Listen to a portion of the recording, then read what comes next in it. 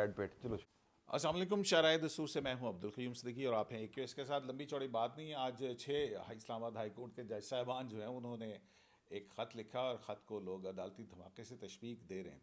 उसके बाद बहुत सारे सवालात जो हैं वो खड़े हुए हैं और ख़त जो है वो ये है कि इंटेलिजेंस एजेंसी ISI बिलखुसूस उसका जिक्र है कि वो जुडिशल प्रोसीडिंग्स के अंदर मुदाखलत कर रही है। हमारे साथ मौजूद हैं जो तलत हुसैन, किसी तारुफ के मोहताज नहीं। तलत साहब इस सारी डेवलपमेंट कैसे देख रहे हैं? बहुत गैर मामूली डेवलपमेंट है। एक तो आपको बता दूं कि हम इसको धमाका क्यों कह रहे हैं, क्योंकि इस सब ने हमें घरों से निकाल के जो है ना स्टूडियोज़ के अंदर भिजवा दिया। हमने आराम से अपने प्रोग्राम्स हमने तय किए हुए थे। दूसरा ये कि मेरे ख्याल में आप बेहतर समझते हैं, फील्ड आपका है, लेकिन जो हमने पढ़ी है सियासी तारीख पाकिस्तान की, ये ऐसा वाक़या, ये बेनज़ीर किस्म का वाक़या कि 6 जज साहबान जो हैं एक कोर्ट के वो ख़त लिख रहे हैं अपनी माई बाप कोर्ट को, सुप्रीम जुडिशल काउंसिल को, और इस्तदा कर रहे हैं जी कि आप हमें हिदायत दें कि जब इस किस्म के वाक़यात हो रहे हों तो हम क्या करें। साथ वो फिर वाक़यात को नोट भी करवा रहे हैं, और वो वाक़यात जो है बड़े संजीदा किस्म के हैं। किसी के ब्रदर इन लॉ को उठा लिया, उसको टॉर्चर किया, किसी के घर के अंदर से कैमरा निकल आया, ज़दोकोब किया, फिर ये बताया कि फ़ैसले तब्दील करवाने की कोशिश की गई, फैमिली मेम्बर्स को इन्वॉल्व किया, वगैरह वगैरह। गैर मामूली है। और मुझे लगता है ये है कि अब सबसे बड़ा जो बर्डन है वो जस्टिस काजी फाइज ईसा के ऊपर है कि वो इसको टैकल कैसे करेंगे। पर इट्स अ बिग थिंग। अच्छा, अब इसमें जो है मुझे जो लगता है वो देखें, सुप्रीम जुडिशल काउंसिल जो है वो तो एक ऐसा इदारा है जो जज अदलिया के एहतसाब का इदारा है ना, कि अगर किसी जज को आपने रिमूव करना हो तो उस हवाले से वहाँ पे शिकायत भेजी जा सकती है।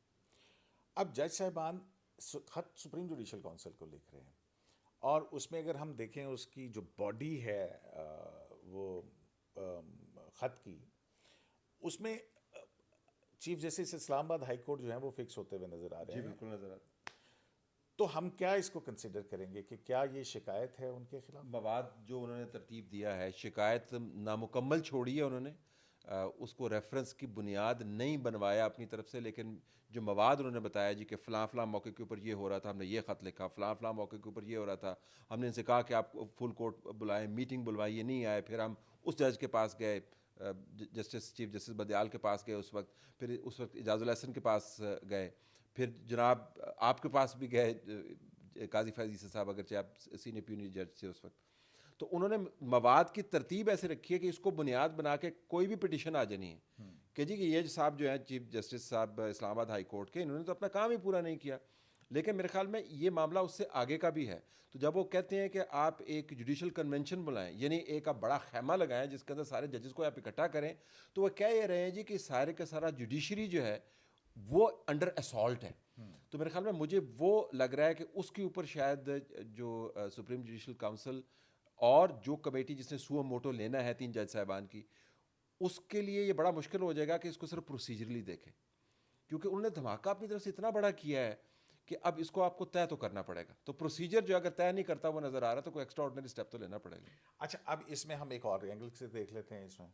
इसमें एक तरफ जुडिशरी और एक तरफ एग्जीक्यूटिव की एक ब्रांच है जो कि इंटेलिजेंस एजेंसी है।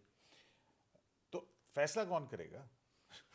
ये आपने दुरुस्त कहा कैसे होगा? बल्कि मैं तो, अगर मेरा केस लगा होता इन 6 जज साहबान के सामने कल इस्लामाबाद हाई कोर्ट में, या इस्लामाबाद हाई कोर्ट के चीफ जस्टिस के सामने लगा होता, तो मैं तो बहुत ही इस्तराब का शिकार होता। वजह क्या कि जब वो जज साहबान खुद कह रहे हैं कि हमारे ऊपर इतना दबाव है, जब वो खुद कह रहे हैं कि हमारे अंदर से कैमरे निकल रहे हैं, जब वो खुद कह रहे हैं कि हमारे बंदों को उठा के ले जाते हैं, तो मुझे तो उन पर एतमाद नहीं रहेगा। दूसरा, जो चीफ जस्टिस साहब के सामने केस लगा होता तो मैं देखता कि जब 6 जज कह रहे हैं कि चीफ जस्टिस जो है वो इस किस्म के काम कर रहा है, तो मेरा उन पर भी एतमाद नहीं रहता। तो ये जो Islamabad high court as we speak, मेरे ख्याल में गैर फाल हमें होती, टेक्निकली गैर फाल होती नजर आ हो रही चुके हैं। देखें ना जी, सबसे बड़ी एक चीज़ जो है वो ये है कि अवाम का अदलिया पर एतमाद। जी बिल्कुल। ठीक है ना, कि अगर मुझे एक जज के ऊपर एतमाद ही नहीं है, वो कुछ भी फैसला कर दे। देखें ना, अब ये जैसे ही पॉलिटिकल केसेस, साइफर केस और ये इस तरह के आने शुरू हुए हैं, तो इसका कोई पॉलिटिकल कॉनोटेशन भी आपको नजर आती है? पॉलिटिकल कॉनोटेशन में देखा इसको जाएगा, क्योंकि जिस चाबुकदस्ती के साथ और जिस तेज़ी के साथ पाकिस्तान तहरीक इंसाफ ने इन 6 जजेस की तस्वीरें लगा के अपने अकाउंट से उनको शाबाशियाँ देनी शुरू की हैं, उससे लगता ये है जी कि ये अब मामला सियासी तौर पर देखा जाएगा। फिर ये भी होगा कि जो हम कहते हैं कि ख़ास जज साहबान जो हैं وہ خاص قسم کے فیصلے کرتے ہیں جن کا بینیفٹ جو ہے عمران خان کو ہوتا ہے، تو وہ بھی دیکھا جائے گا کہ کیا آپ یہ بغض میں پھر فیصلے کر رہے ہیں چونکہ آپ پر دباؤ تھا تو آپ نے ریئیکٹ کیا، یا آپ کوئی پولیٹیکل ایجنڈا جو ہے پیڈل کر رہے ہیں. تو میرے خیال میں جج صاحبان نے بہادری کا مظاہرہ کیا، انہوں نے ڈاکومنٹ کیا، اگرچہ انہوں نے نام نہیں لیے. آئی وش کہ دے ہیڈ سیٹ کہ آن سچ اینڈ سچ ڈیٹ فلاں فلاں بندہ ہے جو شوکت عزیز صدیقی صاحب کے کیس کے اندر ہوا کہ فلاں جگہ پہ میٹنگ ہوئی، فلاں بندہ میرے پاس آیا. انہوں نے وہ کام نہیں کیا. انہوں نے بہت سارا برڈن جو ہے اپنی طرف سے جسٹس قاضی فائز عیسیٰ کی طرف بھیجا ہے کہ جناب چونکہ آپ امتحانی پرچہ بہت اچھا بناتے ہیں، آپ اس کے اندر 200 سوال ڈال دیتے ہیں کہ یہ کیوں ہوا، کب کس نے کیا، تو آپ انکوائری کریں. لیکن انہوں نے بہادری کا مظاہرہ کیا ہے. میرے خیال میں اب ان کو ایویڈنس کے ساتھ پروف بھی کرنا ہوگا کہ جو آپ بات کہہ رہے ہیں. دیکھیں اب کیمرہ لگا ہے، ہمارے لیے تو گوسپ کے لیے بڑی بات ہے، ہم تو کہیں گے جی کہ سیاسی طور پر یہ ہوتا رہا، ایس آئی کے پولیٹیکل ونگ ہے اس نے یہ کیا. کورٹ کے اندر جا کے آپ کو ثابت کرنا ہوگا یہ آئی ایس آئی ہے یا آئی بی ہے، یہ پرائیویٹلی کسی نے کیمرہ لگایا ہوا تھا، یہ کوئی ذاتی دشمنی ہے، آئی ڈو ناٹ نو. تو میرے خیال میں ان جج صاحبان کو ایویڈنس کے ساتھ بیان کرنا یہ اب ان کی ذمہ داری بنے گی. دیکھیں میں وہی مجھے جو کنفیوژن ہو رہی ہے نا طلعت صاحب، وہ یہ ہے کہ یہ سپریم جوڈیشل کونسل کو لکھا گیا، چیف جسٹس پاکستان کو نہیں لکھا گیا ہے براہ راست. اور پھر اس کی کاپیز جو ہیں وہ باقی سپریم کورٹ کے فاضل جج صاحبان کو بھی کاپی کی گئی ہیں. اس کا مطلب ہے کہ اب یہ سپریم کورٹ آف پاکستان کے اندر پوری طرح سے ان کے علم کے اندر ہے. اچھا اب ایک ایسے کسی معاملے کی انکوائری کا ظاہر ہے مطلب یہ نہیں ہو سکتا کہ اگر جج ہے تو اس کے لیے قانون مختلف ہو جائے گا یا آؤٹ آف دی باکس جائیں گے آپ. تو اب اس کو کیسے چلائے گی سو موٹر کیسے؟ نہیں لے سکتے اس کے اوپر. دیکھنا اتنا بڑا اہم معاملہ آ گیا ہے، بالکل ہے پبلک امپورٹنس کا پبلک امپورٹنس کا معاملہ لیکن آ وہ گیا نا. شکایت سپریم جوڈیشل کونسل کو گئی ہے. لیکن اس معاملے کے اندر اگر مواد ایسا ہے جس کے اندر مثلا ججز کے کنڈکٹ کے بارے میں تو ہے کہ جی ہم کیا کریں، ہدایت بھی مانگی گئی ہے جس کے لیے کنونشن وہ کر رہے ہیں، اور وہ کہہ رہے ہیں جی کہ انٹرفیئرنس بھی جاری ہے جس کا تعلق اسلام آباد ہائی کورٹ کے چیف جسٹس سے نہیں ہے، وہ ایک لارجر معاملہ ہے. تو میرے خیال میں اس خط میں انہوں نے مواد ایسا بھرا ہے کہ ہر جو ممکنہ طور پر ایکشن سپریم کورٹ کر سکتی ہے سپریم جوڈیشل کونسل کی صورت میں، سو موٹو کی صورت میں، کنونشن کی صورت میں، یا کوئی اور ایکسٹرا آرڈنری وہ کریں. مجھے لگتا ہے مواد اتنا بھرا ہے اس کے کسی بھی صورت کے اندر ایک انکوائری چاہیے. انکوائری چاہیے. اور اچھا اب انکوائری کے لیے اب 184(3 اگر ہم فرض کر لیتے ہیں، اب ہم اس کو ڈسکارڈ کر دیتے ہیں یا کمیٹی جو ہے وہ یہ فیصلہ کرتی ہے کہ نہیں جی یہ سپریم جوڈیشل کونسل کا کیس نہیں ہے کیونکہ کسی ایک جج کی ریموول کی بات نہیں کی گئی ہے، تو لہٰذا ہم 184(3 کے نیچے اس کو ٹریٹ کرتے ہیں. اور پھر ایک انکوائری مطلب سپریم کورٹ آف پاکستان ہوگی نا، اس کے اختیارات بھی 184(3 کے اندر بہت زیادہ ہیں، اس میں لوگوں کو بلایا بھی جا سکتا ہے، سمن بھی کیا جا سکتا ہے. اب یہ اس کو ہوگا کیسے؟ مطلب یہ اس میں کیا یہ جج صاحبان آ کے ایویڈنس ریکارڈ کروائیں گے؟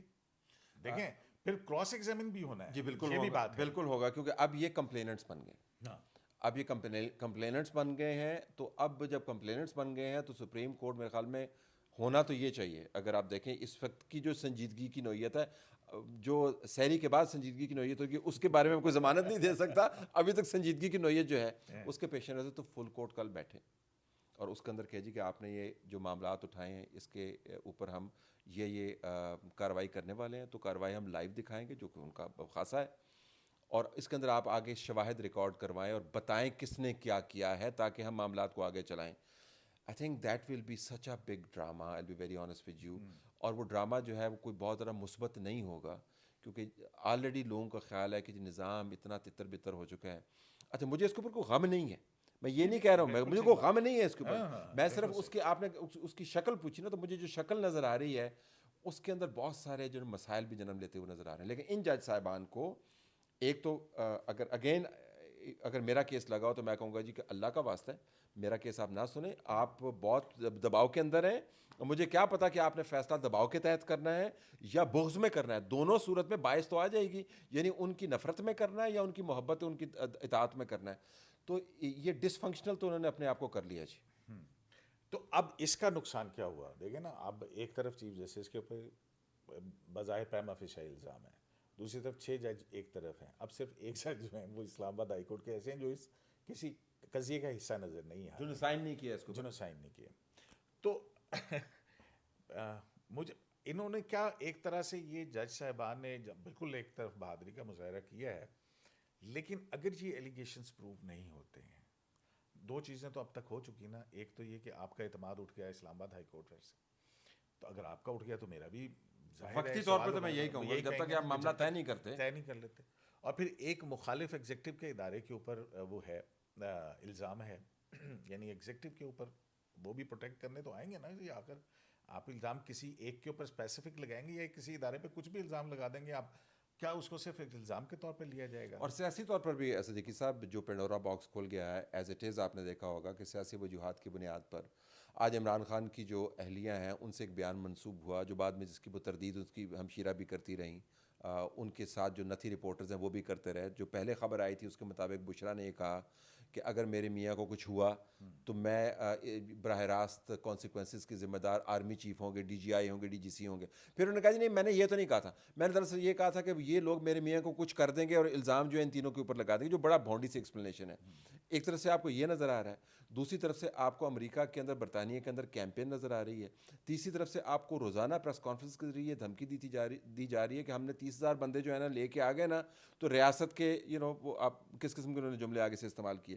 چوتھی طرف آپ کو دہشت گردی نظر آ رہی ہے, کبھی تربت کے اندر حملہ ہوتا ہے, آج شانگلہ کے اندر انہوں نے چائنیز جو ہے وہ مار دیے ہیں, کبھی ایران کی طرف سے حملہ ہوتا ہے, کبھی افغانستان کی طرف سے. تو میرے خیال میں جو سیکیورٹی آپریٹس ہے وہ اس کو مکمل طور پر ایک پولیٹیکل مینوور کے طور پہ دیکھے گا, مجھے یہ لگتا ہے.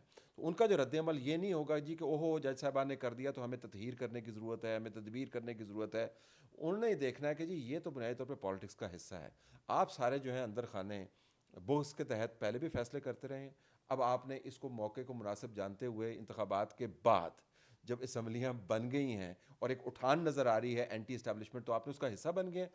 آئی see a big battle going on frankly, مجھے تو یہ لگتا ہے. More to report. بہرحال دیکھنا یہ ہے کہ اس کے اوپر جوڈیشری کس طرح سے ریئیکٹ کرتی ہے. پھر بہت سارے سوالات کھڑے ہوں گے کہ الزام بھی جوڈیشری لگائے, فیصلے بھی جوڈیشری کرے. شرائع دستور سے عبدالقیوم صدیقی کو ایک لائف سے اجازت دیجیے. اللہ نے